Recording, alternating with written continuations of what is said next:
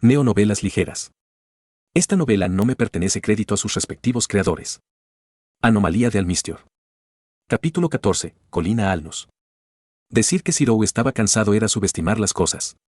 Estaba agotado, tanto física como mentalmente. Después de que se disipó la adrenalina de pensar que había un ataque, casi de inmediato se desplomó. Si bien los elfos lo habían curado, eso no ayudó en nada por el hecho de que había gastado mucha energía mágica. Como tal, por mucho que hubiera preferido caminar junto a la escolta que montaron, había elegido a regañadientes viajar con la JSDF. El aire acondicionado fue una bendición, al menos. Eso no significaba que no estuviera atento a que algo saliera mal. Más a menudo de lo que le gustaría admitir, durante su mandato como Enforcer, había sido atacado durante el transporte. Teniendo en cuenta ese historial, casi esperaba que continuara. No podía arriesgar nada. Cansado como estaba, no podía permitir que nada sucediera con lo que equivalía a una delegación extranjera a la que había dado su palabra. Más allá de las consecuencias diplomáticas, había dado su palabra. Los favores, en el reino de los magos, lo eran casi todo. Si una persona incumpliera su palabra, toda su línea sería tratada con desprecio. Si bien era el único Emiya, todavía se sabía que los Tosaka eran estrechos aliados de su familia. Lo suficiente como para que cualquier daño que le hiciera al apellido de su familia cayera sobre ella. Algo que no se perdonaría a sí mismo si así fuera. Por eso, por encima de todo, lo daría todo para llevar a Adriane y su gente a un lugar seguro. Afortunadamente, la mujer en cuestión no pareció notar su confusión interior. Sentada a su lado, estaba demasiado preocupada mirando los diversos equipos que los soldados de la JSDF traían consigo. Lord Mía, estaba mirando la voluminosa pieza de maquinaria que estaba justo frente a ellos. ¿Qué artilugio sería este? Esta no era la primera vez que preguntaba esto y probablemente no sería la última. Es un dispositivo llamado radio. Zero fue paciente. Había tenido esta conversación con magos antes, aquellos que no sabían, pero estaban interesados en la tecnología moderna. Es un dispositivo que se usa para comunicación de larga distancia. Hablando de eso, por el momento solo disponemos de un alcance corto, las antenas aún se están instalando. Se lo dijo un hombre mayor, el sargento mayor Kubahara. Zero asintió. Él esperaba lo mismo. Si la radio hubiera estado funcionando, habría dudas de que Itami se comunicara con su base. ¿Comunicación de larga distancia, dices? ¿Pero dónde hablarías? ¿Cómo produciría sonido? La mujer era como una niña en una tienda de dulces, luciendo tan entusiasmada como cuando preguntó por el tipo de tela que se usaba para los uniformes de JSDF. Fue triste decir que esta no fue la peor reacción que Zero había visto en lo que respecta a la modernidad. Entonces, Emiya-san. Una de las dos mujeres que viajaban con ellos comenzó. Nunca te di las gracias, ¿verdad? Zero levantó una ceja. La mujer más baja, el sargento Kuribayashi, y él nunca se habían conocido antes. Honestamente podría decir eso, ya que probablemente habría recordado la actitud optimista que ella había mostrado. ¿Ese reportero de televisión que salvaste? Zero pensó por un momento antes de asentir. Sí, recordó que en el lugar se encontraba un reportero de televisión y un camarógrafo. Los mismos que habían presentado a Selrech por primera vez. Esa era mi hermana. Kuribayashi lo miró fijamente. Estaba fuera de la ciudad cuando ocurrió el ataque, así que no pude hacer nada para ayudar. Así que, en nombre mío y de toda mi familia, se inclinó tanto como pudo mientras se sentaba. Gracias. De nada. Él le devolvió la reverencia. Él conocía el sentimiento de impotencia que ella debió haber sentido en ese momento. Él no menospreciaría esa preocupación negando el agradecimiento que ella le dio. Kuribayashi se reclinó con una sonrisa, antes de acomodarse en silencio. Ella sonrió mientras le hacía un gesto al elfo. Adriane miraba y golpeaba el cristal con asombro infantil. Este vaso. Señor Emiya, ¿cómo hiciste que este vaso fuera tan claro? Zero se movió en su asiento mientras se preparaba para dar una conferencia sobre las complejidades de la fabricación de vidrio. Fue una conferencia que nunca pensó que tendría que dar, pero al menos la audiencia escuchaba embelesada. Zero no fue el primero en notar el sonido. Resulta que las orejas de los elfos no eran solo cosméticas. Su rango de audición estaba mucho más lejos que el suyo sin refuerzo. Emiya-san, hay un chico aquí que creo que quiere hablar contigo. Itami gritó desde el frente. Danos un segundo. Zero tenía el ceño fruncido, uno que era reflejado por todos los soldados de JSDF que estaban con él. Todos sabían lo que estaban escuchando y a ninguno le gustó. Zero, junto con Adriane, desembarcaron. Junto a ellos estaba Odor, luciendo más tenso que nunca. Tenía la mano en el arco y el otro brazo ya listo para disparar una flecha. En el momento en que vio al gran anciano, caminó rápidamente hacia ella. Su postura tensa no se desvaneció en lo más mínimo. Gran anciano Bayere, Lord Mía, nuestros exploradores informan de explosiones en dirección a Aunas Hill. Esa sería la artillería. Zirou estaba mirando a lo lejos. Podía escuchar las explosiones, pero con los árboles en el camino, en realidad no podía ver nada. ¿Artillería, señor Emilia? Adriane preguntó con un notable tono en su voz. Armas que usa la JSDF. Dio una explicación mucho más concisa que antes. En este momento, no tenían el lujo del tiempo, pero no los usarían a menos que fuera necesario. Tienes razón. Itami también había salido y caminaba hacia ellos. Vamos a intentar ponernos en contacto con el comando, pero tendremos que acercarnos un poco más. Les transmitió lo mismo a los elfos, a lo que Adriane asintió resueltamente: haz lo que creas que nos beneficiaría, señor Emilia. Tengo fe en ti. Con un movimiento de cabeza en respuesta, Zirou se volvió hacia Itami. ¿Qué tan cerca necesitas estar? ¿Quizás unos cientos de metros? Es difícil decirlo con toda la interferencia. La mirada algo despreocupada de Itami se había endurecido una vez más. Zirou se dio cuenta de que ya no estaba hablando solo con Itami. Estaba hablando con el primer teniente Itami. Entonces tendremos té. ¡Ojo! Me pareció escuchar voces aquí. El arma de Itami se puso firme, su dedo ya estaba listo para disparar una ráfaga de balas. Odor había tensado su arco, una flecha ya encajada. Zirou tenía a Tres Pecoya en su mano. Incluso los artilleros de las ametralladoras montadas se volvieron en dirección a la voz. Solo Adriane parecía relajada, aunque un poco exasperada. Muéstrate. Itami gruñó.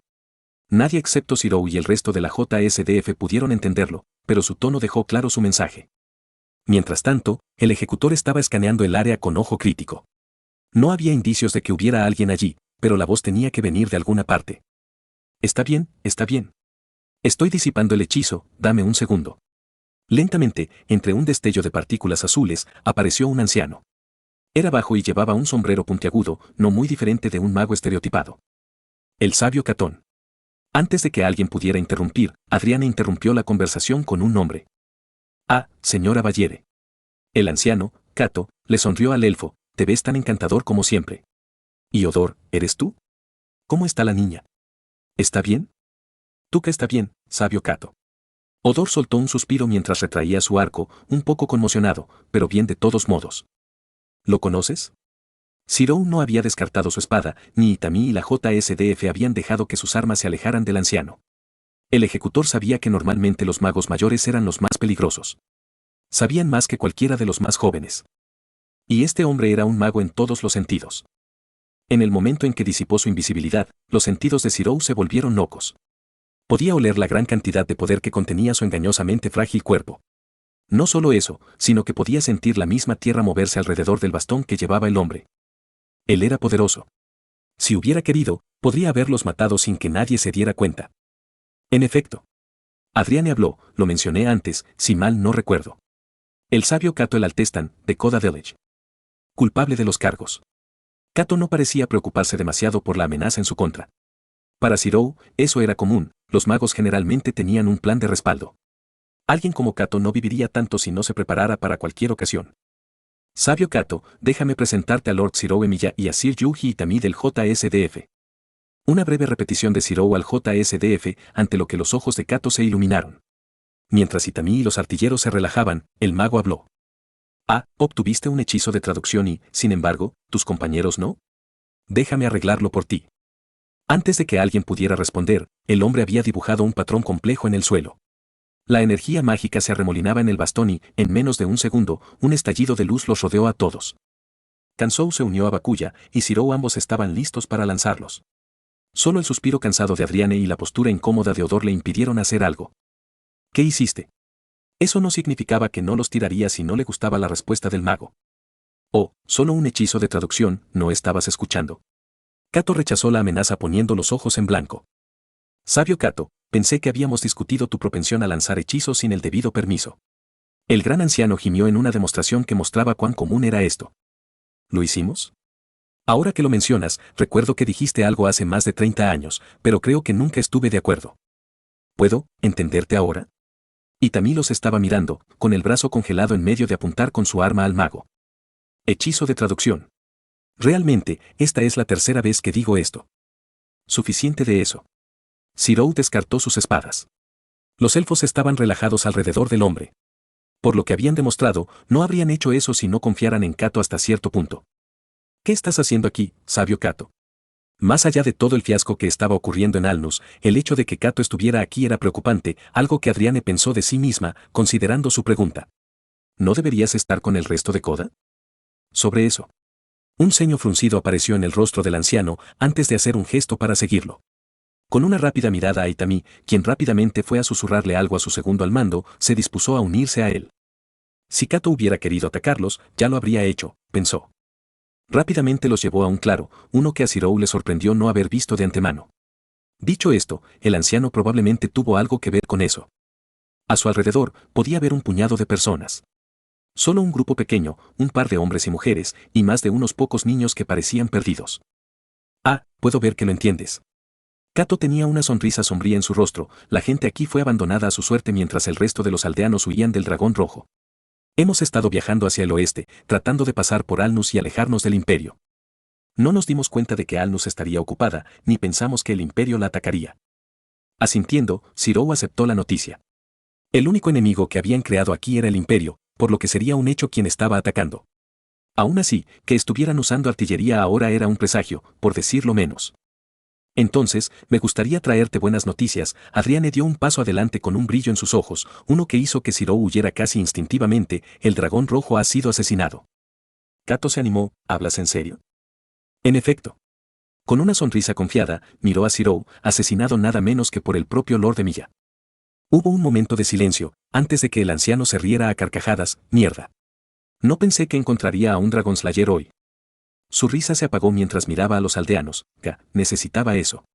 Aún así, eso no ayuda en nada a nuestra situación. Los otros aldeanos ya se han ido hace mucho tiempo. No, supongo que no.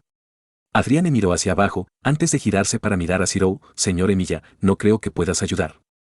Zirou estaba en silencio. Por mucho que quisiera ayudar a los aldeanos que claramente sufrían, todos ya estaban bajo la protección de un mago significativamente poderoso. Si hubiera intentado ofrecer su ayuda, bien podría estar diciendo que el mago era incompetente, algo que pondría en peligro no solo a él mismo, sino a todos los que lo rodeaban. Probablemente Adriane no lo sabía, o le habría preguntado a Cato en lugar de a él. Sí, honestamente, realmente nos vendría bien cualquier ayuda que puedas brindarnos. En contra de todo lo que sabía el ejecutor, Cato se encogió de hombros mientras miraba a Zirou. Por un momento, Zirou quedó asombrado. Un mago que no estuviera involucrado en su propio valor era algo casi imposible de encontrar. La gran cantidad de arrogancia que un mago normal casi siempre estaba presente en aquellos con suficiente poder. Su idea de que siempre tenían la razón les fue inculcada tan profundamente que incluso pedir ayuda a alguien claramente su superior era una herejía. Eso era cierto por lo que Zirou sabía. De su mundo, claro está. No había indicios de que pudiera decirse lo mismo de este lugar. Había estado pensando en Cato en los mismos términos en los que juzgaría a un mago de la Torre del Reloj. Una institución que, hasta donde él sabía, no existía en este mundo. Mirando más allá de todas sus nociones preconcebidas, pudo ver que Cato realmente solo quería ayudar a los aldeanos. Un sentimiento que había pensado que era solo una estratagema de un mago. Sintió la vergüenza que se apoderó de él mientras apretaba su mano en un puño. En el claro, podía oír el sonido del fuego de artillería cada vez más fuerte. Zirou abrió la boca. Él ayudaría a estas personas. Ya había aceptado ayudar a los elfos, ¿cuáles eran los aldeanos más? Sin embargo, Cato habló antes de que pudiera hacerlo. Si necesitas convencerte, siempre podría contarte cómo el imperio logró infiltrar 300.000 soldados para atacar Alnus. ¿Qué? N/A, si te gusta lo que hago y quieres apoyarme, mira mi Patreon en patreon.com/almistior. Gracias a mis nuevos patrocinadores, Jason Melov, sobrino de Reine y Krzysztof Wiercinski. Gracias por su apoyo, es realmente apreciado. Y un agradecimiento especial a Oliver Vázquez, Brutal Crab y Tásimo.